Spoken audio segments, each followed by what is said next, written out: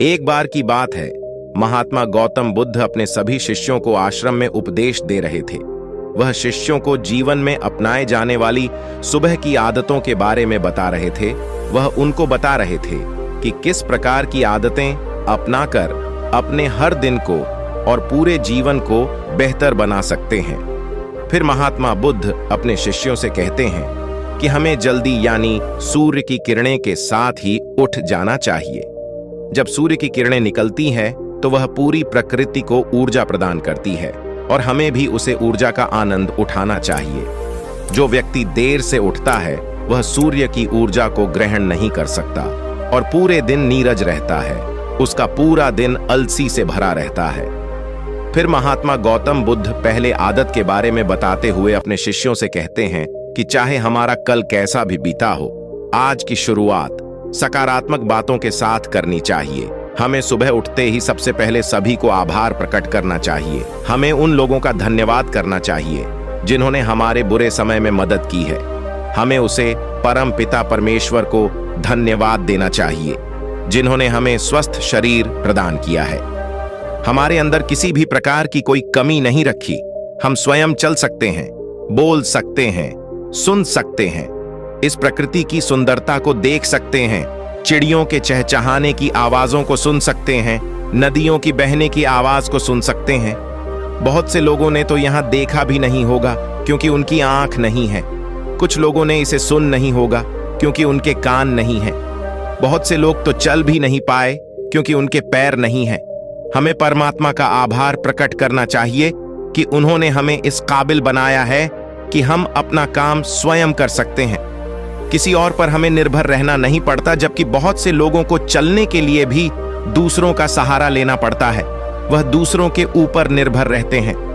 हमें इस प्रकृति को, अपने आसपास की चीजों का धन्यवाद करना चाहिए जिन्होंने हमारी जिंदगी को इतना सुंदर बनाया है। यह रंग बिरंगे फूल जो हमें खुशबू प्रदान करते हैं, वह नदी जो हमें पीने का पानी उपलब्ध कराती है, यह पेड़ पौधे, शुद्ध हवा व फल हमें इस प्रकृति से ही प्राप्त होते हैं। हमें इन सब का आभार प्रकट करना चाहिए, इनको धन्यवाद देना चाहिए। इन सब ने मिलकर हमारे जीवन को बेहद ही खूबसूरत बनाया है। इसके बाद महात्मा गौतम बुद्ध अपने शिष्य को सुबह की दूसरी आदत के बारे में बताते हैं कि आभार प्रकट करने के बाद हमें ध्यान करना चाहिए। हमारे मन के भीतर कई तरह के विचार चल रहे होते हैं। विचारों का एक कोलाहल मचा रहता है।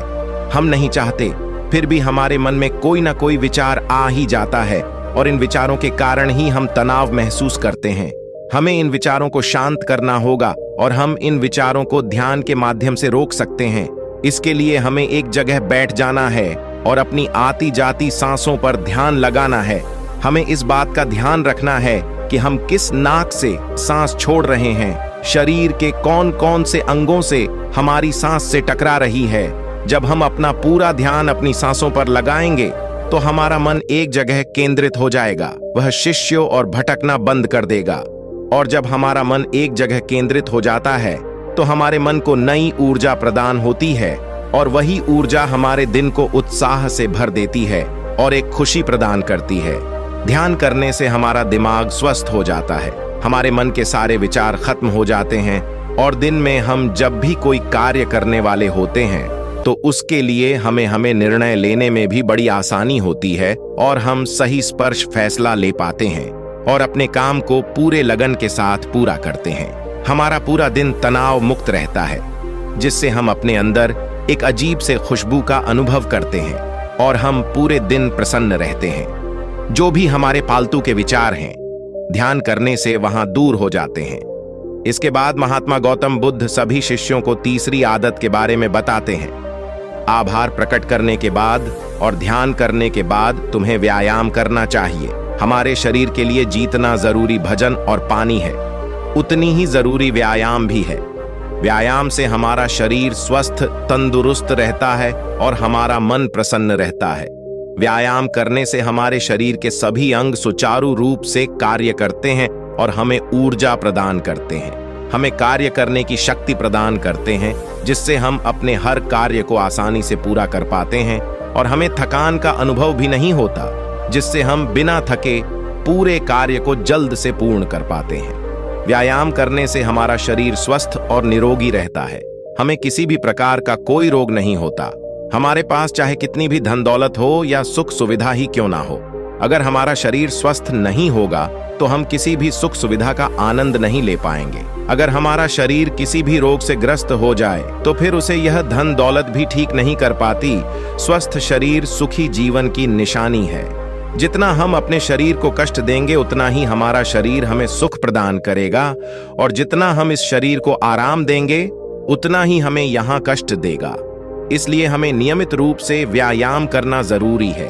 व्यायाम करने से हम पूरे दिन प्रसन्न रहते हैं और अपनी सभी कार्यों को आसानी से पूरा कर पाते हैं। व्यायाम करने से हमें दीर्घायु प्राप्त होती है और हम लंबे समय तक युवा नजर आते हैं। जो लोग व्यायाम नहीं करते वह समय से पहले ही वृद्ध नजर आने लगते हैं।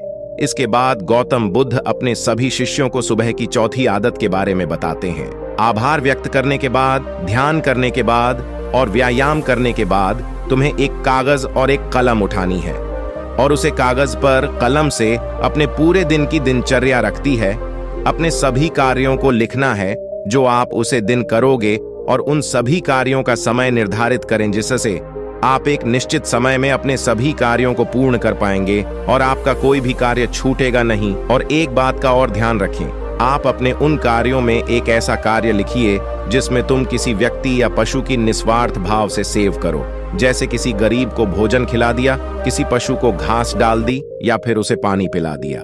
ऐसा करने से तुम्हें शांति प्राप्त होगी और जब तुम्हारा पूरा दिन खत्म हो जाएगा तो तुम्हें एक अलग खुशी का अनुभव होगा।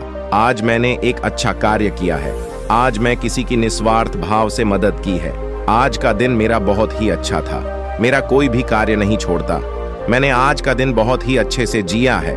फिर महात्मा गौतम बुद्ध अपने सभी शिष्यों को सुबह के 5वीं आदत के बारे में बताते हैं और कहते हैं कि आभार व्यक्त करने के बाद, ध्यान करने के बाद, व्यायाम करने के बाद, अपने विचारों को कागज पर लिखने के बाद तुम्हें कोई प्रेरणादायक ग्रंथ पढ़ना चाहिए। प्रेरणादायक ग्रंथों को पढ़ते हो तो तुम्हें उन ग्रंथ से प्रेरणा मिलती है, कुछ नया सीखने को मिलता है और वहां से तुम्हें अपने जीवन में कहीं ना कहीं, कभी ना कभी कम अवश्य आएंगे।